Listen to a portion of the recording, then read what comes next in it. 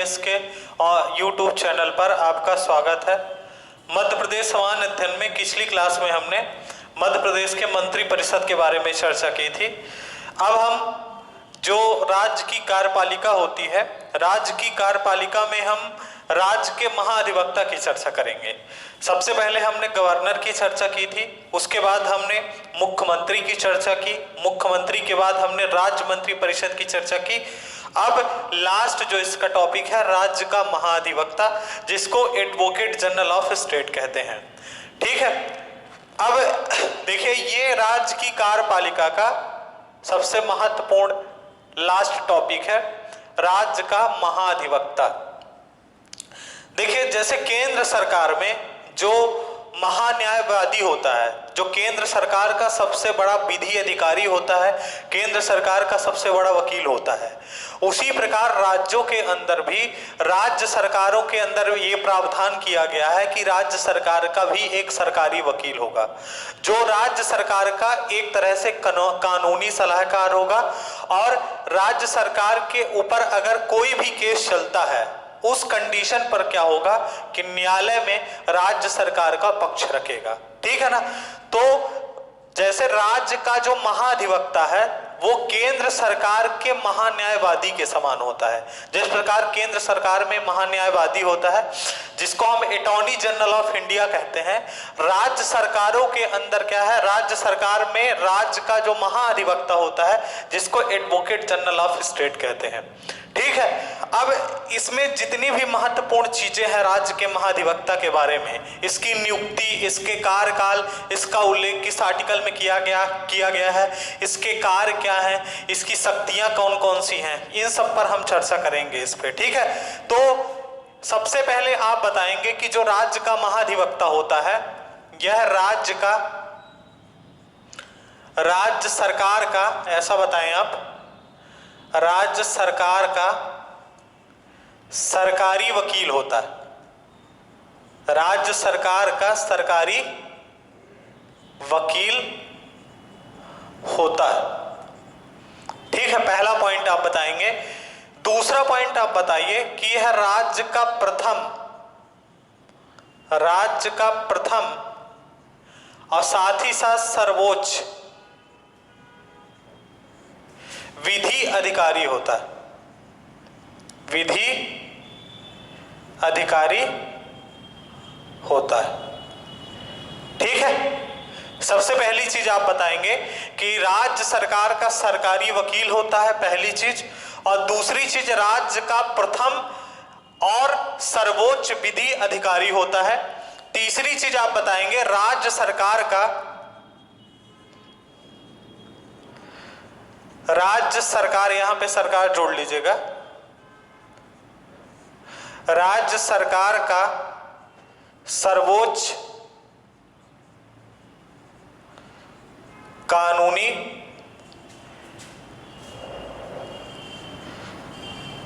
सलाहकार होता है, राज्य सरकार का सर्वोच्च कानूनी सलाहकार होता है। ठीक है, और चौथा पॉइंट आप बताएंगे कि केंद्र सरकार के महान्यायवादी के समान होता है, केंद्र सरकार के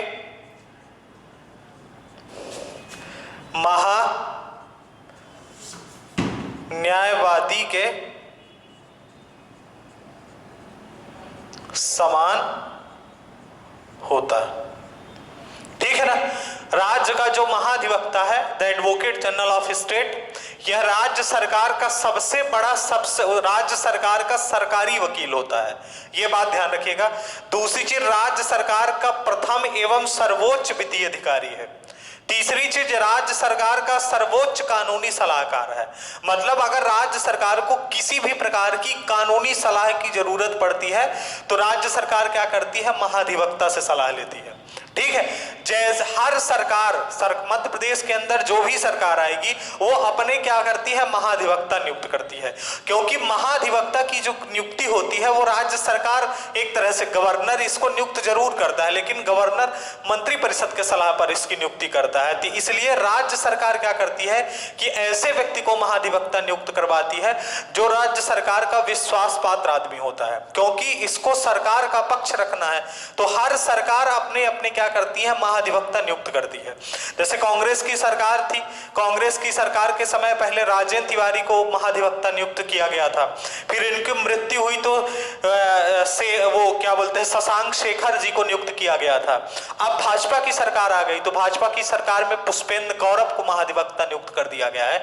तो जैसे ही राज्य सरकार, हर राज्य सरकार अपने महाधिवक्ता रखती है, क्योंकि सरकार का पक्ष रखना है। अगर सरकार के खिलाफ किसी ने केस दायर कर दिया या किसी ने रिट जारी कर दी तो उस केस में क्या होता है कि महाधिवक्ता राज्य सरकार की ओर से न्यायालय में पक्ष रखता है। ठीक है, तो राज्य का सर्वोच्च कानूनी सलाहकार होता है। अगर राज्य के अंदर किसी भी प्रकार के कानूनी सलाह की जरूरत पड़ती है तो राज्य के महाधिवक्ता से ली जाती है। और इसकी भूमिका राज्य के अंदर किस प्रकार होती है, जिस प्रकार केंद्र में महान्यायवादी की भूमिका होती है जिसको अटॉर्नी जनरल ऑफ इंडिया कहा जाता है, उसी प्रकार केंद्र के अंदर राज्य की क्या होता है, राज्य के महाधिवक्ता की भूमिका होती है। ठीक है, ये सब चीजें हमें पहले आपको बतानी है राज्य के महाधिवक्ता के बारे में, जो इंपॉर्टेंट पॉइंट है। अब देखिए, सबसे पहले चलते हैं इसका उल्लेख कहां मिलता है। तो आप बताइए, इसका जो उल्लेख है संविधान के भाग 6 में, जो संविधान है हमारा, संविधान का जो पार्ट 6 है, संविधान के भाग 6 में इसका उल्लेख मिलता है। और इसके से संबंधित जो अनुच्छेद मिलता है वो मिलता है आर्टिकल 165। आर्टिकल 165 में राज्य के महाधिवक्ता का उल्लेख किया गया है। तीसरी चीज आप बताएंगे कि ये कहां से लिया गया है। आप देखिए, हमारे देश में जो राज्यों के अंदर संसदीय शासन प्रणाली ली गई है, केंद्र की तरह राज्यों के अंदर भी संसदीय शासन प्रणाली ली गई है। उसी प्रकार क्या है कि जो संसदीय शासन प्रणाली भारत के अंदर ली गई है राज्यों के अंदर, वो ब्रिटेन से ली गई है। लेकिन जो महान्यायवादी का, महाधिवक्ता का पद है वो कहां से लिया गया है, कनाडा से लिया गया है। ये बात ध्यान रखिएगा, अब कनाडा से लिया गया है। ये तीसरी इंपॉर्टेंट चीज आपको महाधिवक्ता के बारे में बतानी है। अब देखिए, आर्टिकल 165 में महाधिवक्ता के बारे में किन किन चीजों का उल्लेख किया गया है यह जानना बहुत जरूरी है। तो उस पर आप लिखेंगे, सबसे पहली चीज आर्टिकल 165 में, आर्टिकल 165 में महाधिवक्ता के पद का उल्लेख किया गया है। राज्य के महाधिवक्ता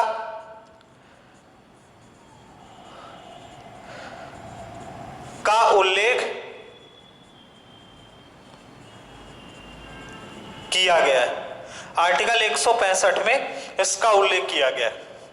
अब देखिए, सबसे पहली चीज आपको यह बताना है कि आर्टिकल 165 में राज्य के महाधिवक्ता का उल्लेख किया गया है। तो सबसे पहली चीज आप ये बताएंगे कि इसकी नियुक्ति कौन करता है। ये सब चीजें आर्टिकल 165 में ही लिखी हुई हैं। तो आप इसकी नियुक्ति बताएंगे, इसकी नियुक्ति कौन करेगा, इसकी नियुक्ति राज्यपाल करता है। ठीक है ना, इसकी नियुक्ति कौन करता है, राज्यपाल करता है या गवर्नर। लेकिन आपको बताना है मंत्री परिषद के सलाह से करता है, मंत्री परिषद के सलाह से करता है। ठीक है, मंत्री परिषद के सलाह से करता है। देखिए, अगर राज्य सरकार के ऊपर किसी भी प्रकार की रिट जारी हो जाती है, रिट लग जाती है, कोई मुकदमा लग जाता है, उस कंडीशन पर जो मुख्यमंत्री होता है वो कोर्ट में जवाब देने नहीं जाएगा कि मुख्यमंत्री कोर्ट में जवाब देने जाएगा। वो क्या करता है, राज्य सरकार के प्रतिनिधि के रूप में क्या करता है, महाधिवक्ता को भेजता है। तो मुख्यमंत्री का विश्वास पात्र आदमी होना चाहिए, क्योंकि जो भी केस अगर राज्य सरकार के ऊपर आता है इसका मतलब मुख्यमंत्री के ऊपर आएगा, मंत्री परिषद के ऊपर आएगा। तो उस कंडीशन पर क्या करती है कि मंत्री परिषद क्या करती है कि अपने विश्वास पात्र आदमी को ही महाधिवक्ता नियुक्त करेगी। तो राज्यपाल को वही नाम कि राज्यपाल को उसी नाम की सिफारिश करती है मंत्री परिषद, जो मंत्री परिषद का क्या होता है, विश्वास पात्र होता है। तो इसकी नियुक्ति कौन करता है, करता तो राज्यपाल है, लेकिन वो किसके माध्यम से करता है, मंत्री परिषद के सलाह से करता है। ये दूसरी चीज देखिए, शपथ। इसके शपथ के बारे में थोड़ा सा बताएंगे कि इसको शपथ कौन दिलवाता है। देखिए, आपने ये भी सुना होगा कि महाधिवक्ता को कोई शपथ दिलवाई नहीं जाती है, तो आपको सीधे ये बताना है कि शपथ तो क्योंकि जो नियुक्ति करता है शपथ वही दिलवाएगा, समझ रहे हैं। इसकी नियुक्ति राज्यपाल करता है तो शपथ इसको तो राज्यपाल ही दिलवाएगा, लेकिन इसमें शपथ का प्रोग्राम नहीं किया जाता है। एक शपथ पत्र होता है, उसी शपथ पत्र पर इसकी नियुक्ति के बाद जब ये मतलब काम करना स्टार्ट करता है तो शपथ पत्र पर क्या होता है, इससे सिग्नेचर करवा लिया जाता है। उसी दिन से इसकी नियुक्ति मानी जाती है और उसी दिन से शपथ लेकर ये काम करना स्टार्ट कर देता है। तो शपथ में क्या करता है कि राज्यपाल इससे शपथ पत्र पर क्या करता है, सिग्नेचर करवा लेता है। तो ये सब चीजें आर्टिकल 165 में ही इनका उल्लेख किया गया है। राज्य के महाधिवक्ता का उल्लेख किया गया है, इसकी नियुक्ति राज्यपाल करेगा, मंत्रिपरिषद के सलाह पर करेगा, और इसको शपथ कौन दिलवाएगा, राज्यपाल दिलवाता है शपथ पत्र पर हस्ताक्षर करवा के। ठीक है, शपथ पत्र पर हस्ताक्षर करवा के। अब इसके बारे में आप कुछ चीजें और बताएं। सबसे पहली चीज आप बताएं कि ये त्याग पत्र किसको देता है। त्याग पत्र किसको देगा, ये त्याग पत्र भी ये राज्यपाल को देगा। ठीक है ना। अगर आप त्याग पत्र के बारे में बताएंगे कि ये त्याग पत्र किसको देता है, तो त्याग पत्र किसको देगा, राज्यपाल को देगा। देखिए, एक चीज ध्यान रखिए, जैसे ही राज्य सरकार बदलती है उसी प्रकार महाधिवक्ता भी बदल जाता है, क्योंकि ये डिपेंड करता है राज्य सरकार के ऊपर। जैसे मान लीजिए शुरुआत में कांग्रेस की सरकार थी मध्य प्रदेश के अंदर, तो कांग्रेस सरकार ने अपने महाधिवक्ता नियुक्त किए थे, राजेंद्र तिवारी, फिर इनकी मृत्यु हो गई तो शशांक शेखर। भाजपा की सरकार आई तो भाजपा ने अपने महाधिवक्ता पुष्पेंद्र गौरव को नियुक्त कर दिया। तो इनका जो त्याग पत्र होता है, एक तरह से आप ये कह लीजिए कि राज्य सरकार पर पूर्णतः निर्भर होता है। राज्य सरकार जब चाहेगी तब इनसे त्याग पत्र ले लेगी, मंत्रिपरिषद जब चाहेगी तब त्याग पत्र लेगी, लेकिन ये त्याग पत्र देंगे किसको, राज्यपाल को देंगे। अगला पॉइंट देखिए, कार्यकाल इनका कितना होता है। ठीक है ना, कार्यकाल कितना होता है, इनका कोई निश्चित कार्यकाल नहीं होता है, यह बात ध्यान रखिएगा। कोई निश्चित कार्यकाल नहीं होता है, कोई निश्चित कार्यकाल नहीं होता है। ठीक है ना, कोई निश्चित कार्यकाल नहीं होता, राज्यपाल के प्रसाद पर्यंत तक रहता है, राज्यपाल के प्रसाद पर्यंत तक रहता है। मतलब जब तक राज्यपाल चाहेगा तब तक ये पद पर रहता है, या आप ये कह लीजिए कि जब तक राज्य सरकार चाहेगी, जब तक राज्य की मंत्रिपरिषद चाहेगी तब तक ये पद पर रहेगा। जिस दिन मंत्रिपरिषद का मूड हो गया इससे रिजाइन करवाने के लिए, उस दिन इससे रिजाइन करवा दिया जाएगा। तो इसका कोई निश्चित कार्यकाल नहीं होता है। अब सबसे महत्वपूर्ण चीज आप बताएंगे, इसकी योग्यताएं क्या है, इसकी योग्यताएं क्या है, किस योग्यता के आधार पर इसकी नियुक्ति की जाएगी। अब देखिए, ये चीज थोड़ा सा समझना इंपॉर्टेंट है कि किस योग्यता के आधार पर इसकी नियुक्ति की जाएगी। आप सबसे पहली चीज आप बताएंगे इस पे कि जब राज्य सरकार के ऊपर कोई भी केस चलता है, कोई भी केस राज्य सरकार के ऊपर, तो राज्य के अंदर जो सबसे बड़ा न्यायालय होता है, राज्य के अंदर सबसे बड़ा न्यायालय क्या होता है, हाई कोर्ट होता है। और हाई कोर्ट का जो सबसे बड़ा न्यायाधीश होता है उसको हम क्या कहते हैं, उच्च न्यायाधीश। ठीक है, और साथ में इसकी सहायता करने के लिए क्या होते हैं, अन्य न्यायाधीश होते हैं। ठीक है, तो हम जब राज्य सरकार क्या करती है कि राज्य सरकार को एक ऐसे वकील की आवश्यकता है जो कानूनी जानकार भी हो। दूसरी चीज, अगर मान लीजिए हाई कोर्ट के अंदर राज्य सरकार के खिलाफ कोई केस चल रहा है तो उस हाई कोर्ट में क्या होगा, वहां पर तो जज सीनियर होंगे, मतलब हाई कोर्ट के जज होंगे, मुख्य न्यायाधीश होंगे, अन्य न्यायाधीश होंगे, समझ रहे हैं। तो इनसे वहां पर बहस करने के लिए, वहां पर राज्य सरकार का पक्ष रखने के लिए कम से कम इनकी योग्यता का तो आदमी होना चाहिए कि नहीं होना चाहिए। इसीलिए जब राज्य के महाधिवक्ता की योग्यताओं की बात आई कि इसके लिए योग्यता क्या रखी जाए, तो इसकी योग्यता में सबसे महत्वपूर्ण चीज ये रखी गई कि उच्च न्यायालय का न्यायाधीश, ये बात ध्यान रखिएगा, उच्च न्यायालय का न्यायाधीश बनने योग्य होना चाहिए, योग्य होना चाहिए।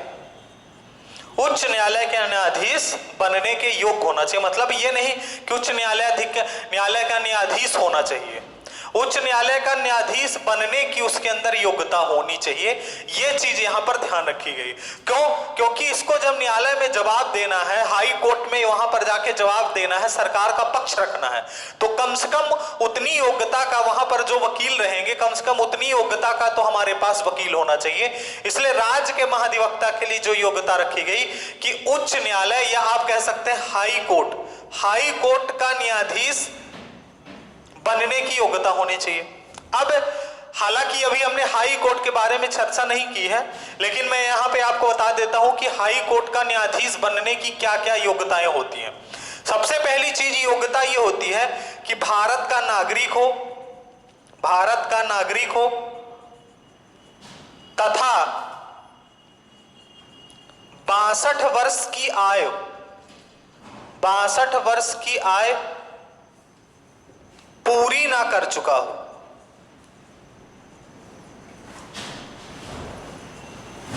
सबसे पहली चीज तो ये बताना है। क्यों 62 वर्ष की आयु पूरी ना कर चुका हो? क्यों? क्योंकि 62 वर्ष की आयु में आप देखेंगे जो उच्च न्यायालय होता है, उच्च न्यायालय के न्यायाधीश रिटायर हो जाते हैं।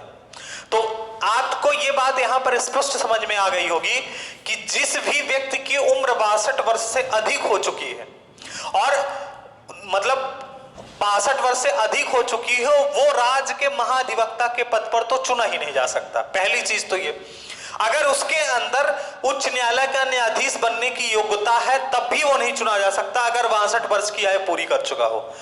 पहली चीज यही है कि भारत का नागरिक हो तथा 62 वर्ष की आयु पूरी न कर चुका हो। दूसरी सबसे महत्वपूर्ण चीज ये है कि किसी भी न्यायिक पद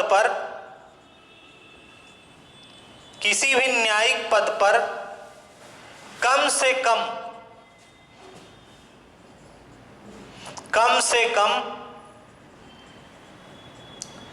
ऐसा लिखिए इस तरह से, कम से कम 10 वर्षों तक, इस तरह कम से कम 10 वर्षों तक किसी भी न्यायिक पद पर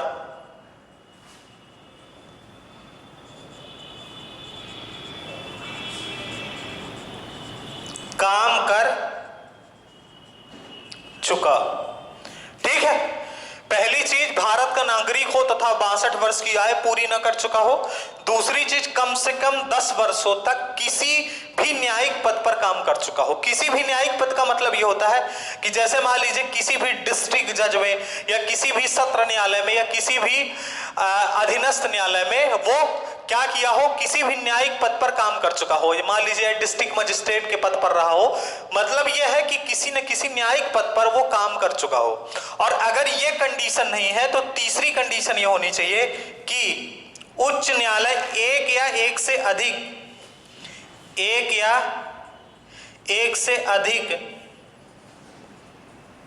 उच्च न्यायालय में कम से कम 10 वर्षों तक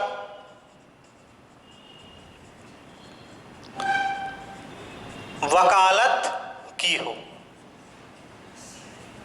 ठीक है, कम से कम एक या एक से अधिक उच्च न्यायालय में कम से कम 10 वर्षों तक वकालत की हो। ये उच्च न्यायालय का न्यायाधीश बनने की योग्यता होनी चाहिए। मतलब देखिए यहां पर जो दूसरी और तीसरी कंडीशन रखी गई है, दूसरी और तीसरी कंडीशन में कोई भी एक कंडीशन होनी चाहिए, जरूरी नहीं है कि दोनों कंडीशन हो। पहली चीज, भारत का नागरिक हो तथा 62 वर्ष की आयु पूरी न कर चुका हो, कम से कम 10 वर्षों तक किसी भी न्यायिक पद पर काम कर चुका हो, और तीसरी चीज, अगर ये कंडीशन नहीं है तो एक या एक से अधिक न्यायालयों में, उच्च न्यायालयों में कम से कम 10 वर्षों तक वकालत की हो। मतलब यह है कि उच्च न्यायालय में, वो एक उच्च न्यायालय में या एक से अधिक उच्च न्यायालय में कम से कम 10 वर्षों तक वकालत की हो, ये उच्च न्यायालय के न्यायाधीश बनने की योग्यता होती है। यही योग्यता किसके पास होनी चाहिए? राज्य के महाधिवक्ता के पास योग्यता होनी चाहिए। समझ रहे हैं? ये बात ध्यान रखना है। तो ये इसकी योग्यता हो गई। अब आप इसके बारे में बताएं कि इसको सैलरी कितनी दी जाती है। ये सब चीजें आप ध्यान रखिएगा, सब आर्टिकल 165 में लिखी हुई हैं। आर्टिकल 165 में हर चीज राज्य के महाधिवक्ता के बारे में बताई गई है। देखिए इसको जो सैलरी होती है, आप बताएं कि इसको सैलरी वर्तमान समय में जो राज्य का महाधिवक्ता होता है उसको सैलरी कितनी दी जाएगी? सैलरी दी जाएगी हाई कोर्ट के न्यायाधीश के समान, न्यायाधीश के समान, मुख्य न्यायाधीश नहीं, जो हाई कोर्ट के अन्य न्यायाधीश होते हैं उनके समान। तो इनको जो सैलरी दी जाती है 2,25,000 रुपए की सैलरी रहती है, प्लस अन्य भत्ते जो दिए जाते हैं। ठीक है, ये इनको सैलरी दी जाती है। उसके बाद लास्ट में राज्य के महाधिवक्ता के कार्य कौन कौन से, इनका प्रमुख कार्य क्या है, इन चीजों पर हम चर्चा कर लेते हैं। ठीक है, तो इनके कार्य के बारे में आप सबसे बताएंगे कि राज्य सरकार के ऐसा आप बताएं, राज्य सरकार के सबसे बड़े कानूनी सलाह के रूप में, राज्य सरकार के सबसे बड़े कानूनी सलाहकार के रूप में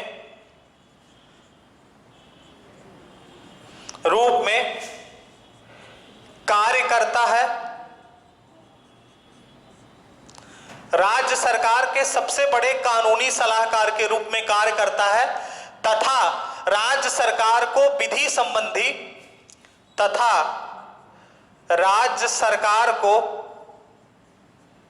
विधि संबंधी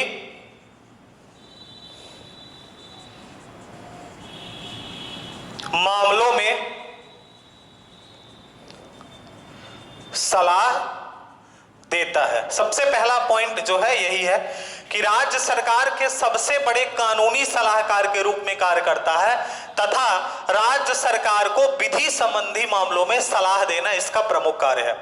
दूसरा पॉइंट आप बताएंगे, देखिए राज्य के अंदर अगर राज्यपाल को भी किसी प्रकार से कानूनी सलाह की जरूरत पड़ती है, उस कंडीशन पर जो राज्य का महाधिवक्ता है इसका भी यह दायित्व है कि वो राज्यपाल को भी विधि संबंधी मामलों में सलाह दे। तो राज्यपाल को भी, आप नोट कर लीजिए यहां पर, राज्यपाल को भी विधि संबंधी मामलों में परामर्श देता है। दूसरा पॉइंट जो है ये, ठीक है, राज्यपाल को विधि संबंधी मामलों में भी परामर्श देना इसका काम है। तीसरा पॉइंट आप बताएंगे, राज्य सरकार की ओर से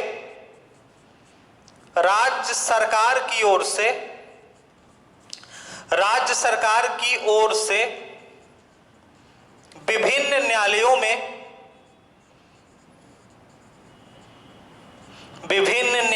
में उपस्थित होगा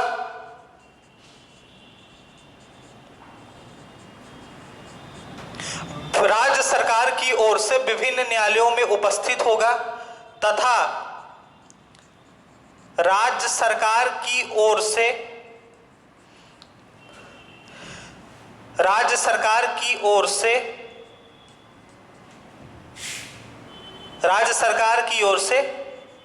पक्ष रखेगा।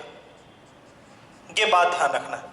इसका तीसरा जो सबसे महत्वपूर्ण काम है कि राज्य सरकार की ओर से विभिन्न न्यायालयों में उपस्थित होगा तथा राज्य सरकार की ओर से पक्ष रखेगा। ये ठीक है, राज्य सरकार की ओर से क्या करेगा, ये पक्ष रखेगा। ये तीसरा महत्वपूर्ण काम है।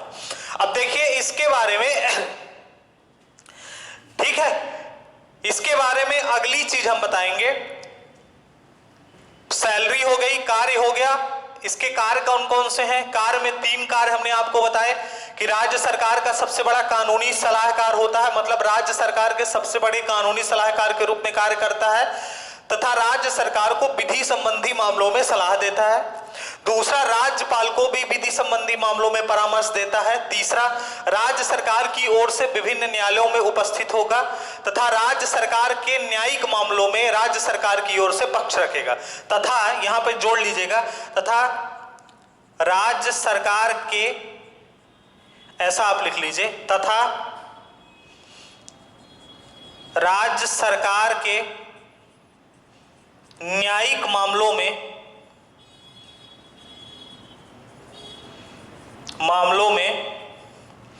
राज्य सरकार का पक्ष रखेगा। राज्य सरकार का पक्ष रखेगा। ये जो है 3 इसके महत्वपूर्ण कार्य, ठीक है। अब देखिए अगला पॉइंट क्या बताएंगे हम। एक चीज और ध्यान रखिएगा, 2 पॉइंट महाधिवक्ता को ध्यान देना पड़ता है।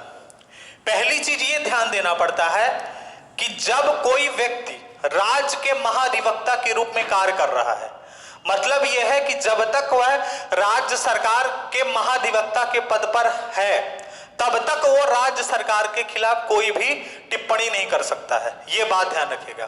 क्यों? क्योंकि एक तरह से आप ये कहिए कि जो राज्य का महाधिवक्ता है वो मुख्यमंत्री की तरफ से न्यायालय के अंदर बैठा हुआ है, समझ रहे हैं। उसको जो भी पक्ष रखना है, जो भी बचाव करना है, वो अपने राज्य सरकार का करना है, अपने मुख्यमंत्री का करना है, अपने मंत्री परिषद का करना है। महाधिवक्ता का काम क्या है? महाधिवक्ता का काम यह है कि वो अपने राज्य के मंत्री परिषद जो है, मतलब मुख्यमंत्री हो गया और जो मंत्री परिषद के सदस्य हैं, उन सबका बचाव करना है। इसके लिए जो भी पक्ष रखेगा वो तो ऐसा पक्ष नहीं रखेगा कि उनके विरुद्ध हो वो, समझ रहे हैं। ये बात ध्यान रखना, क्योंकि उसकी जो नियुक्ति की गई है महाधिवक्ता की, उन्हीं के द्वारा की गई है। इसीलिए हमने आपको शुरू में सबसे पहले बात बताई कि महाधिवक्ता उस व्यक्ति को चुना जाता है जो राज्य सरकार का विश्वास पात्र आदमी होना चाहिए। उसी आदमी को सरकार क्या करती है? महाधिवक्ता चुनती है। तो पहली चीज आपको यह ध्यान रखना है कि जब तक ये पद पर रहेगा, राज्य के महाधिवक्ता के पद पर, तब तक ये राज्य सरकार के खिलाफ कोई टिप्पणी नहीं कर सकता है, पहली चीज। और दूसरी चीज आप ये बताएंगे कि टिप्पणी करने के अलावा जब तक ये राज्य सरकार के महाधिवक्ता के पद पर है तब तक ये किसी कंपनी में डायरेक्टर के पद पर नहीं रह सकता है। किसी भी कंपनी में डायरेक्टर का पद ग्रहण नहीं कर सकता है जब तक यह राज्य के महाधिवक्ता के रूप में कार्य कर रहा है। ये बात ध्यान रखिएगा। पहली बात ये कि राज्य सरकार के खिलाफ कोई भी टिप्पणी नहीं कर सकता है, उसके खिलाफ कुछ भी बोल नहीं सकता है।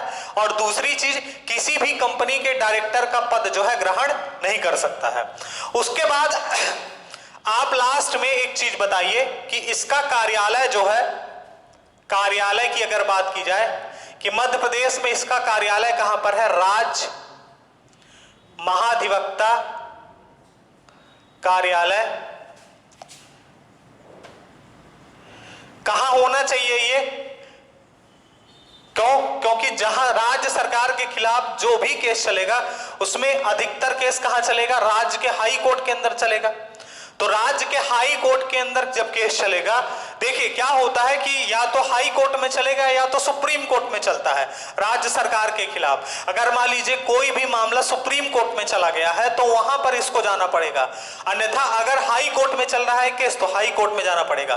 तो इसका एक कार्यालय दिल्ली में भी होता है, राज्य सरकार के महाधिवक्ता का कार्यालय दिल्ली में भी होता है, लेकिन जो इसका मुख्य कार्यालय राज्य के अंदर होता है वो कहां पर है मध्य प्रदेश में? वो जबलपुर में है। क्योंकि हाई कोर्ट कहां है? जबलपुर में है। तो इसको अधिकतर समय कहां देना पड़ेगा? हाई कोर्ट में जाना पड़ेगा, ठीक है। तो जबलपुर हाई कोर्ट में, जबलपुर में इसका जो है राज्य के महाधिवक्ता का कार्यालय है। इसकी जो स्थापना की गई थी आप बताएंगे 1 नवंबर 1956 को जिस दिन मध्य प्रदेश की स्थापना की गई थी, उसी दिन राज्य के महाधिवक्ता के कार्यालय का भी गठन किया गया था।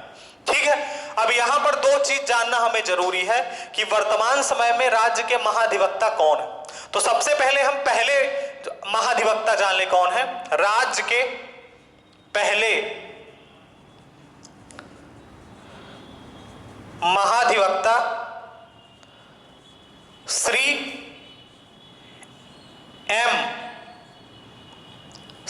एम अधिकारी।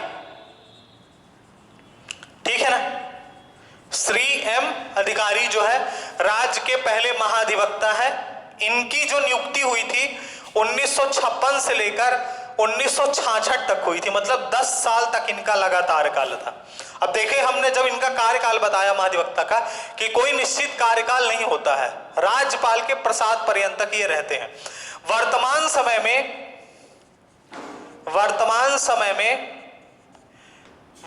समय में राज्य के जो महाधिवक्ता हैं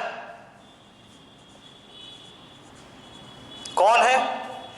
श्री पुष्पेंद्र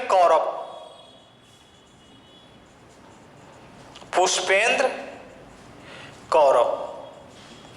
26 मार्च को इनकी नियुक्ति हुई है, तो 26/3/2020 से अब तक ये कार्य कर रहे हैं। हालांकि इनको 2017-18 में भारतीय जनता पार्टी ने फिर से अपने, मतलब जब भाजपा की सरकार थी उस समय पर इन्होंने 17 से 18 के दौरान लगभग 1 साल तक काम किया था। उसके बाद 18 में कांग्रेस की सरकार आई, तो कांग्रेस ने सबसे पहले राजेंद्र तिवारी को महाधिवक्ता नियुक्त किया था, फिर उनकी बीच में डेथ हो गई। उसके बाद शशांक शेखर को नियुक्त किया गया। हालांकि फिर भाजपा की सरकार फिर से आ गई पुनः, इसलिए फिर से श्री पुष्पेंद्र कौरव ये जो है भाजपा के करीबी माने जाते हैं शिवराज सिंह चौहान जी के, इसलिए इनकी नियुक्ति फिर से कर दी गई है। ठीक है, तो ये हमें मध्य प्रदेश के पहले अधिवक्ता हो गए श्री एम अधिकारी, और वर्तमान समय में कौन है? श्री पुष्पेंद्र कौरव। ये चीज आपको ध्यान रखनी है। अब एक चीज आप और बता सकते हैं इसमें लास्ट में कि जो राज्य का महाधिवक्ता होता है इसके कुछ अधिकार होते हैं। 2-3 प्रमुख अधिकार हैं, उन पर हम चर्चा कर लेते हैं कि कौन कौन से अधिकार होते हैं।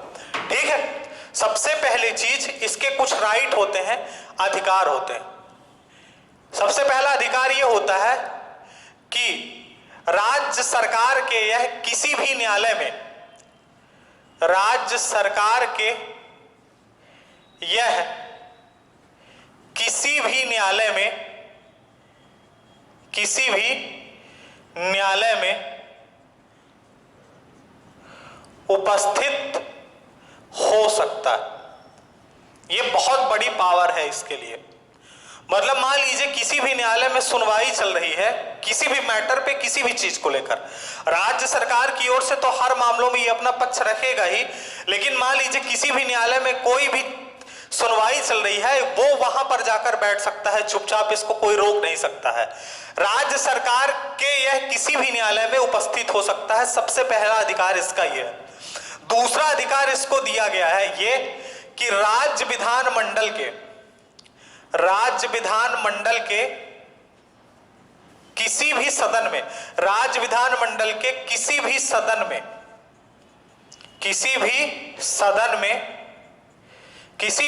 में उपस्थित हो सकता है। राज्य विधानमंडल के किसी भी सदन में, मतलब विधानसभा में भी और विधान परिषद में भी, दोनों में उपस्थित हो सकता है, विचार प्रकट कर सकता है,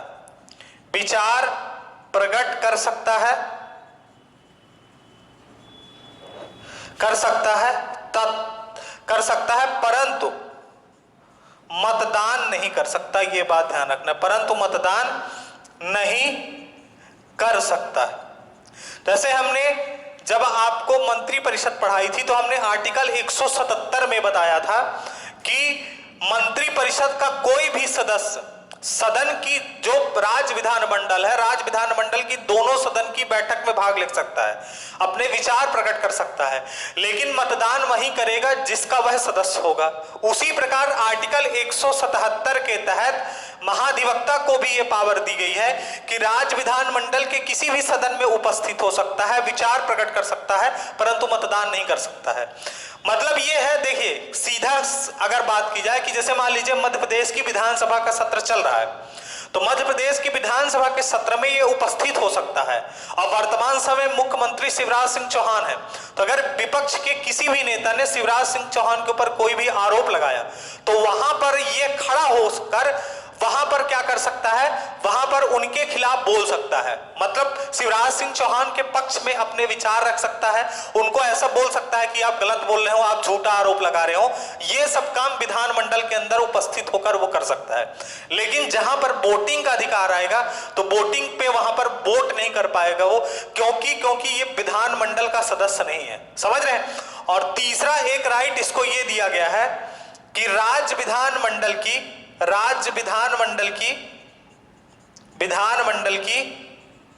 तीसरा पॉइंट जो है, राज्य विधानमंडल की किसी भी समिति का सदस्य बनाया जा सकता है। राज्य विधानमंडल की किसी भी समिति का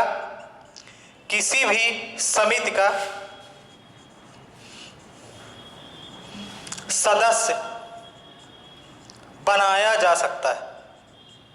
राज्य विधानमंडल की किसी भी समिति का सदस्य बनाया जा सकता है। मतलब यह है कि जैसे राज्य विधानमंडल में कुछ समितियां होती हैं, जैसे लोक लेखा समिति हो गई, प्रकलन समिति हो गई, उसका सदस्य ये बनाया जा सकता है। ऐसा कोई बाउंडेशन नहीं है, ये बात ध्यान रखिएगा। तीसरी चीज, चौथी चीज, कुछ लोगों को कंफ्यूजन ये होता है कि जो महाधिवक्ता होता है, इसको महाभियोग प्रक्रिया के तहत हटाया जा सकता है। लेकिन ऐसा कुछ भी नहीं है कि इसको इतने लंबा महाभियोग लगा के हटाना पड़ेगा। जब राज्यपाल चाहेगा, जब राज्य सरकारें चाहती हैं, तब इसको हटाया जा सकता है। इस पर कोई महाभियोग लगाने की आवश्यकता नहीं है। समझ रहे हैं। ये सामान्य तरीके से हटाया जा सकता है। राज्यपाल इसको कह देगा, जैसे ही राज्य सरकार राज्यपाल को कहेगी, राज्यपाल इससे त्याग पत्र ले लेगा। ठीक है। ये त्याग पत्र अपना क्या किसको देगा, राज्यपाल को ही देगा। तो ये राज्य के महाधिवक्ता के बारे में महत्वपूर्ण जानकारियां हैं। यहां से हमारा राज्य का जो मंत्री परिषद होता है पूरा समाप्त होता है। हमने आपको बताया था कि मंत्री परिषद दो प्रकार की होती है। एक होती है अस्थायी, जो कार्यपालिका होती है दो प्रकार की होती है। एक होती है अस्थायी कार्यपालिका और दूसरी होती है स्थायी कार्यपालिका। अस्थायी कार्यपालिका में हमारे गवर्नर, मुख्यमंत्री, मंत्री परिषद और राज्य के महाधिवक्ता आते हैं, क्योंकि ये बदलते रहते हैं। अब हम स्थायी कार्यपालिका या मध्य प्रदेश की प्रशासनिक संरचना पर चर्चा करेंगे। ठीक है ना, कि मध्य प्रदेश की प्रशासनिक संरचना कैसी है। अभी हमें एक चीज और इस चैप्टर में डिस्कस करनी है, उसके बाद हम प्रशासनिक संरचना पर चलेंगे। जो 2019 में 17वीं लोकसभा के चुनाव हुए हैं, उस लोकसभा के चुनाव में मध्य प्रदेश से कौन कौन से सदस्य चुने गए हैं, क्योंकि व्यापम में उससे भी क्वेश्चन आने के चांस रहते हैं कि मध्य प्रदेश से लोकसभा सदस्य कौन कौन से हैं, कौन कौन से व्यक्ति कहां से जीते हुए हैं। और अभी राज्यसभा के चुनाव हुए हैं 3 सीटों को लेकर, और मध्य प्रदेश में जो पहले से राज्यसभा के सदस्य हैं वो कौन कौन से हैं, उस पर जो है हम एक चर्चा करेंगे। जब हम मध्य प्रदेश की लोकसभा और राज्यसभा की स्थितियों पर चर्चा कर लेंगे, उसके बाद हम मध्य प्रदेश के प्रशासनिक संरचना पर चर्चा करेंगे। जो मध्य प्रदेश की स्थायी कार्यपालिका है, वो कार्यपालिका जो स्थायी कार्यपालिका है, जिसको हम प्रशासनिक संरचना कहते हैं, वो हमारी अस्थायी कार्यपालिका में सहयोग करती है, क्योंकि जो कानून को बनाने की जिम्मेदारी होती है वो हमारे क्या होती है, मंत्री परिषद, राज्यपाल, मंत्री परिषद मतलब राज्य विधानमंडल की होती है। वहीं से कोई भी कानून बनता है, लेकिन मदद कौन करता है, जो प्रशासनिक संरचना के अधिकारी होते हैं वो मदद करते हैं। ठीक है। तो हमारा जो एक तरह से कहिए कि अस्थायी कार्यपालिका यहां से समाप्त होती है। ठीक है। जिसका आखिरी टॉपिक था राज्य का महाधिवक्ता। यहां पर हमने राज्य के महाधिवक्ता के बारे में जो भी महत्वपूर्ण क्वेश्चन बनते हैं, इससे ज्यादा कुछ भी नहीं पूछा जाएगा राज्य के महाधिवक्ता के बारे में। ठीक है ना। वर्तमान समय में कौन है और पहले कौन थे, तो पहले हमने आपको बता दिया श्री एम अधिकारी थे, और वर्तमान समय में कौन है, श्री पुष्पेंद्र कौरव जो है मध्य प्रदेश के महाधिवक्ता हैं। ठीक है। धन्यवाद।